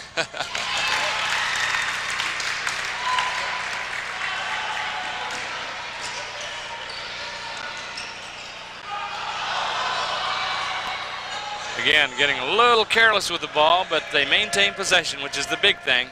It's a must right now. As the Dons setting up offensively. Just inside 4 minutes to play.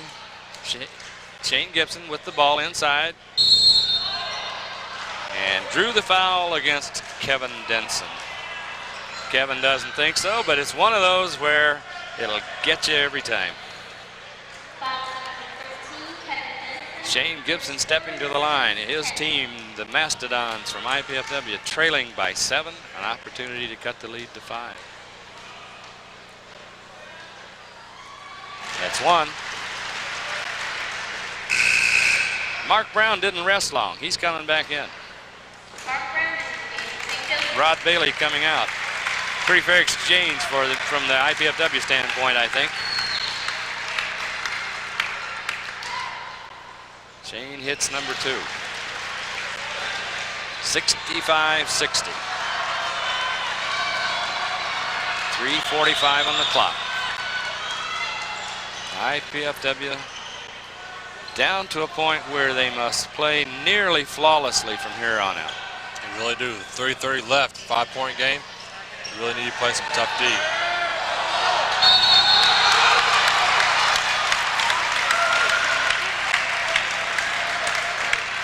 An example that time of where when you don't block out, you don't get the rebound, and the other team comes up with something good. Yeah. Mark Brown. Shot goes up. As you saw, big Mark Brown came from the free throw line. Nobody picked him up. Yep, nobody at all. And he got a nice bounce on the free throw. It's probably an indication, though, that this one may be, yeah, there you go. When you get a nice bounce, then you usually follow it with a pretty clean one.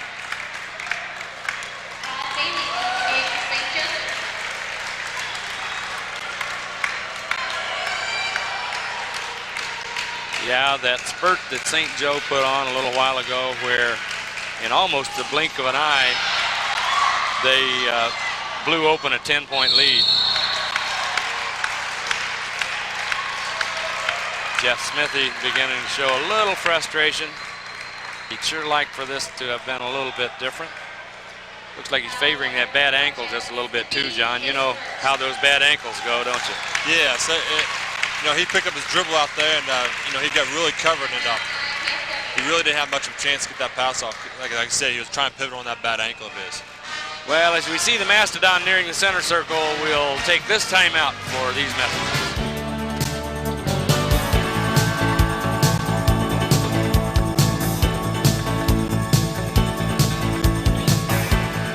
Spirit is alive and well at IPFW. That's because IPFW has established itself as an athletic power, not only regionally, but nationally. With 11 major sports, IPFW offers talented student athletes great opportunities. Success and support of IPFW athletics comes solely from the fans, students, faculty, alumni, and the prestigious Royal Dons Club.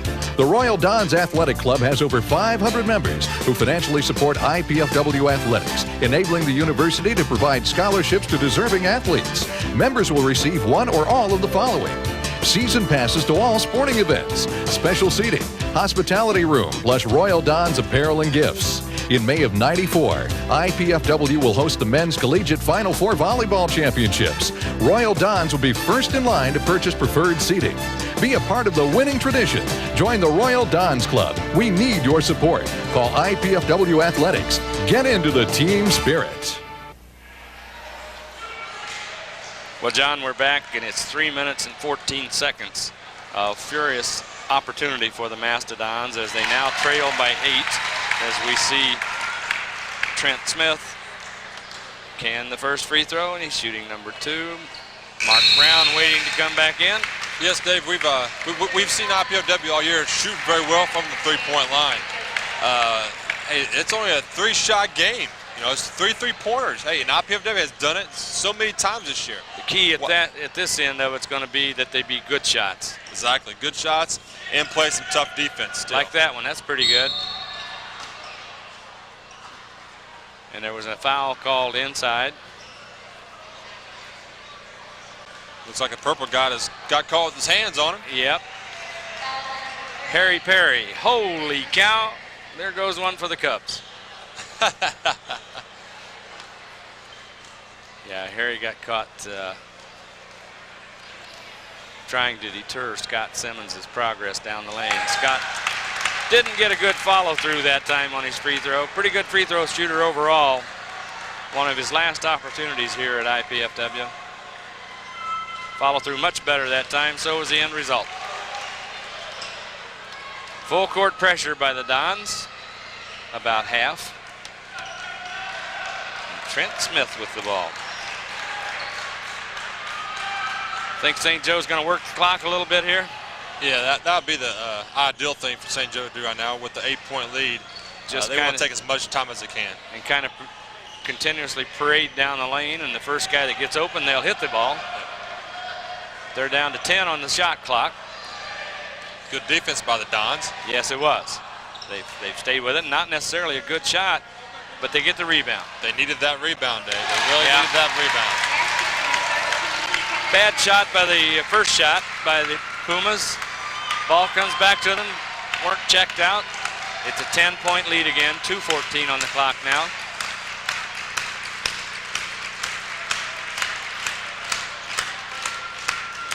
Shane Gibson went up strong over Kevin Denson. Kevin was in no position to stop him cleanly, so he let him shoot. We're under 2. Jeff Smithy keeping the pressure on Trent Smith out top. Kevin Denson with the ball. Count was on. It's on again.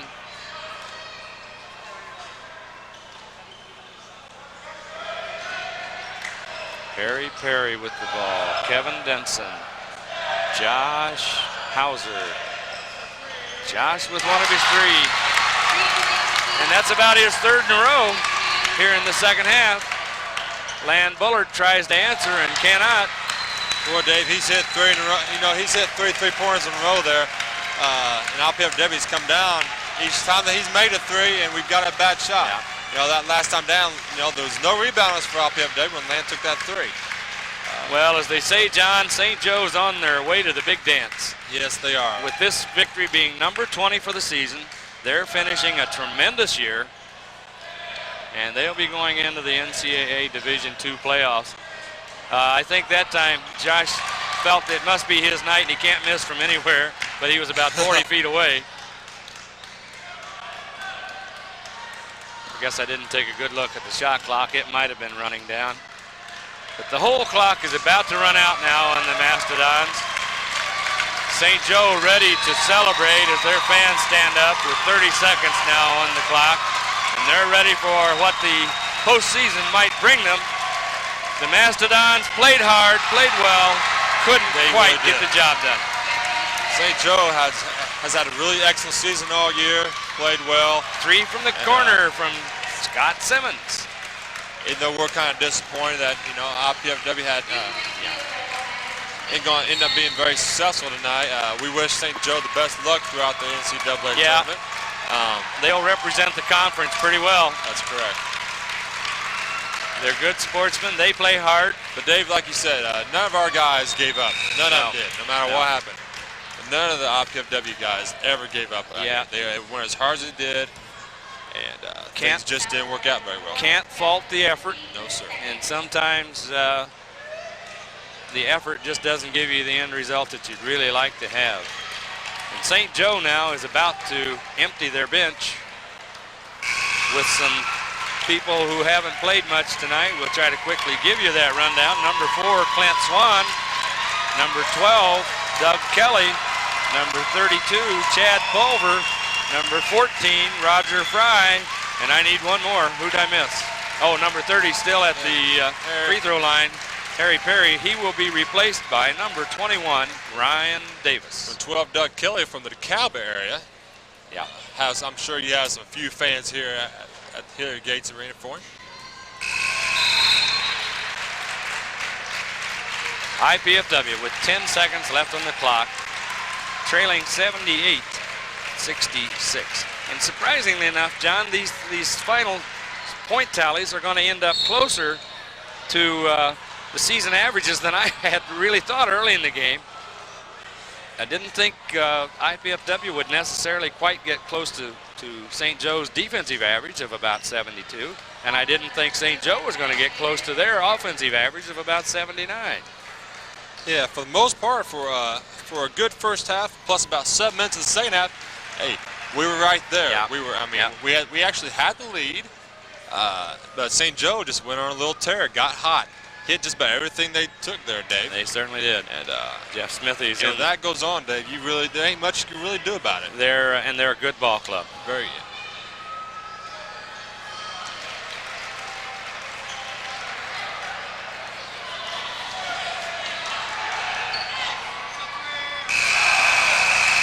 And that's the end of the ball game.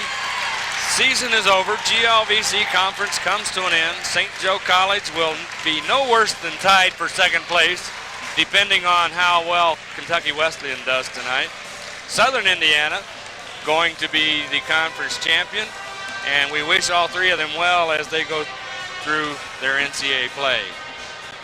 John Honstrader will leave us now, go down to the floor for some post-game interviews. It's been an exciting game here tonight. The stretch that St. Joe College put on with about 8 minutes to go brought them victory, and it was a well-earned victory.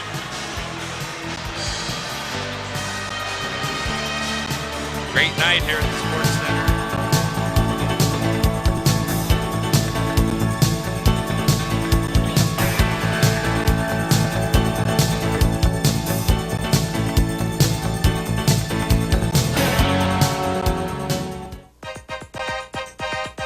Tom Laverdetta's book on electrical engineering technology is required reading at dozens of universities in America and abroad. At IPFW, students learn from the expert who wrote the book. Being a successful scholar and teacher isn't unusual at IPFW. To find out for yourself, you could check out the faculty's books. Even better, check out their classes. Call admissions today to learn how you can become a student at IPFW, where experts teach. There's nothing more frustrating than trying to find your way out of a dead-end job. That's why more and more career-minded people are discovering Ivy Tech. At Ivy Tech, you can get the skills and training you need to get a good-paying job in a variety of fields, like healthcare and technology, business, and industry. Are you through with that paper? Sure. Looking for a good-paying career? Call Ivy Tech today. It's more than just a piece of paper. Ivy Tech, it's what you need to grow. Excuse me, ma'am, can you help us? I'm sorry, Sir, please help our brother. Ma'am, we need some blood for our brother. Please. I'm sorry, I can't help you. Sir? Please, ma'am. Oh, not now, baby. Our brother really needs blood. Can you help us? Imagine if you had to ask for blood to save the life of someone you love. Next time the American Red Cross asks, give blood, please. A lot of my friends have already retired. But I wasn't ready for that. So I'm still teaching. This time in Belize, Central America. I decided to join the Peace Corps. I love my kids. And the way I figure it, I have the rest of my life to play cards. Peace Corps, the toughest job you'll ever love. My hero? Isaiah Thomas, Kevin Costner, Mr. Wong. These are teachers, but to the kids they've reached, they're heroes. My hero? Mrs. Wooten. If I don't get through to that child, who knows, maybe no one else will. Teachers have the power to wake up young minds, to be heroes, to make a difference. Reach for that power. Teach. Find out how by calling 1-800-45-TEACH. Be a teacher. Be a hero. What comes to your mind when you think about mathematics? Clowns, street sweepers, the Red Sox, robots, the weather, earthquakes, Disney World, pineapples, conventions, parking tickets, fishing? If these practical applications of contemporary mathematics didn't make your list, you should watch public television's math series For All Practical Purposes.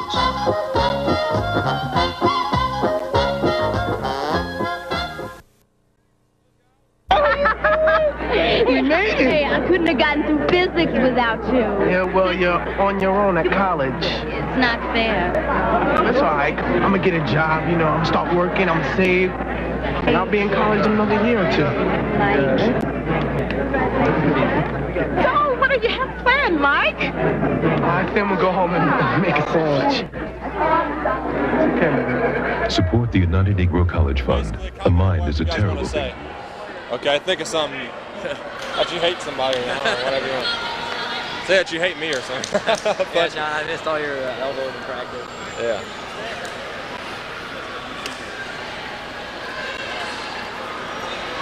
And now we go down to the floor and join John Honstrider with the 4 seniors from the IPFW Mastodons.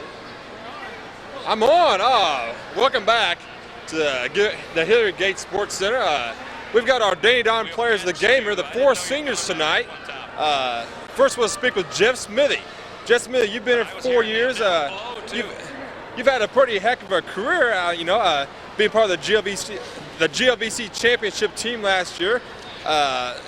You are now on the 3rd in the IPFW three-point shooting category. Jeff, some comments about this season and your past career. Well, obviously the highlight of my career would have to be last year's GLVC championship and first ever NCAA tournament berth.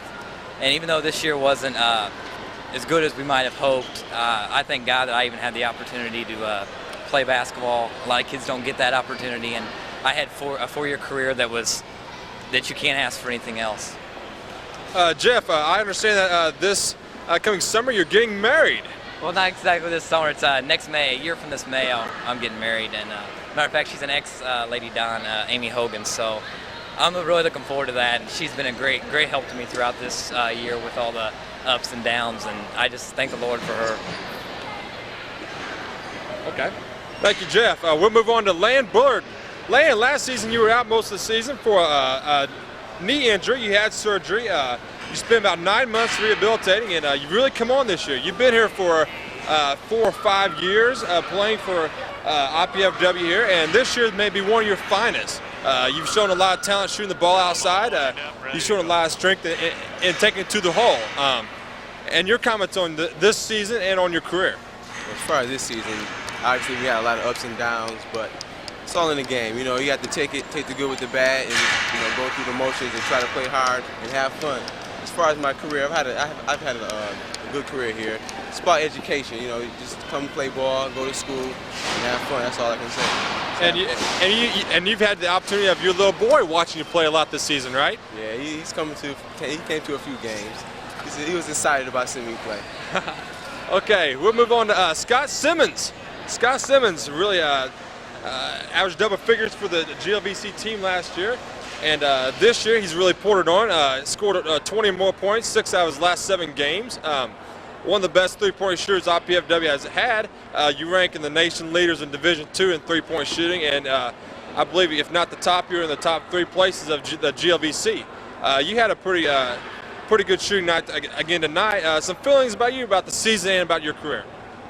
Well, John, it may seem as though this season has been a big disappointment. And it has with all the losses, but I'm glad I came here. I'm glad I came to Fort Wayne. I had a lot of fun last year. We won the league and went to the tourney. That was the best move I made. This year we struggled a little bit, but I met a lot of people here, and I'm glad I came. Yeah, I think a lot of the people that are here tonight were happy that you came to this school too. You were really recruited by a lot of big-time schools when you came out of junior college. And you really stepped into this program last year and really contributed a lot. And this year, ended up being the leading scorer on the team. What's your future plans? Well, I got another year to go to school. So my major is English and Communications. I hope to do something in PR and possibly coach a little bit of basketball. Okay. Be like you. Be a little bit like me. Well, good luck in the future. Thanks. And our last senior tonight, Shane Gibson. I've known this fellow for about what, Shane? About 8 or 9 years now. Been a while. He's from since high school. Yeah, since high school. We played against each other in high school, and you've had a pretty doggone good career here. Last year you was honorable mention GLVC. This year you're probably beyond the first team GLVC. This season you've really had to pick it up. You're more of a guard, but this season you had to play a little bit inside. You had to bang inside a little bit with guys about 20 or 30 pounds bigger than you are. Heavier than you are, but you've really done an excellent job scoring there, playing defense in there, and shooting. I know that last year you was a starter on last year's conference championship team, and this year it was kind of disappointing for a little bit. It was real disappointing this year at times, especially coming off of last year's season. We had such a great year, played with some great people, and I had a bunch of close friends on that team, and coming to play in this year, I mean, I have to admit, I really do love the guys that are here. I mean, they stuck it out. I have a lot of pride and a lot of loyalty, or whatever you want to call it, to these guys because they did stick it out, where it had been much easier to hang up their shoes and say, it's time to go on and I don't need this. Yeah, one thing that Dave Skellner and I was talking about during the game is that you 4 seniors, through every game, you guys have played hard. Even though sometimes the victories aren't coming, you guys still came out and played our game in, game out. You've been on a lot of victorious teams. In high school, you went to the state finals. Last year, the conference championship, you initially went to a Division I school. So you've had a lot of successful teams, but this year haven't been quite the same. But still, you've really enjoyed yourself and the team. And what's your future plans? Well, I'm graduating this May, hopefully. I've got a degree in finance. I'm going to be heading back home towards Louisville, Kentucky to play. Yeah, I wish I was playing some more now. But to start working, I guess, and get on with the rest of my life. Well, Shane, it's been a very pleasure for us watching you and your career here at IPFW. It's been a pleasure for me, but for playing with you and against you for so long. And we hope the best. We wish the best of luck with you and the other 3 seniors, which I believe have left already. Yeah. I just want to say one more thing. I want to thank everybody that's given me the opportunity to play all the way through high school and all the way through here. And I want to thank my parents for everything they've done for me. And I don't know, I'm starting to get choked up again, so I'm going to quit right now. Thanks a lot for everything. Thank you, Shane. Thanks. All right, we'll take it back up to Dave Skelton. Well, I'm sorry, we'll take it back up to Dave Skelton, who have the final post-game comments. Dave. Congratulations again to those 4 seniors for tremendous effort, tremendous career here at IPFW. And we at IPFW are pleased to be able to bring you cable casts of NCAA athletic competition. We hope you've enjoyed the show and the excitement of intercollegiate sports from IPFW. To provide such programs, we need your support. With the help of many volunteers, we are able to produce these programs at a relatively low cost. Your contribution will help defray the production costs not covered by the Channel 6 budget. The College Cable Access Center invites you to invest in quality college programming by sending your contribution to Channel 6 at IPFW, 2101 Coliseum Boulevard East, Fort Wayne, Indiana, with a zip code of 46805. Please make your check out to the Indiana-Purdue Foundation at Fort Wayne and designate it for College Cable Access Athletics. This College Cable Access sports presentation is underwritten in part by a grant from Cable College Incorporated of Fort Wayne, Indiana.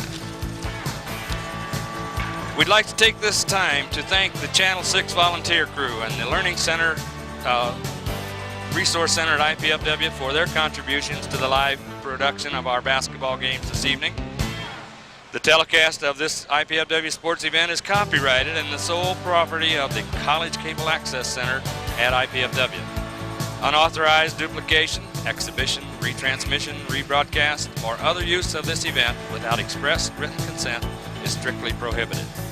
And don't forget to tune in to Channel 6 Friday evening, March 25th at 8 o'clock to see the 49ers from Long Beach State University take on the IPFW Mastodons in college NCAA volleyball. For John Honstrider, this is Dave Skelton saying goodbye for now.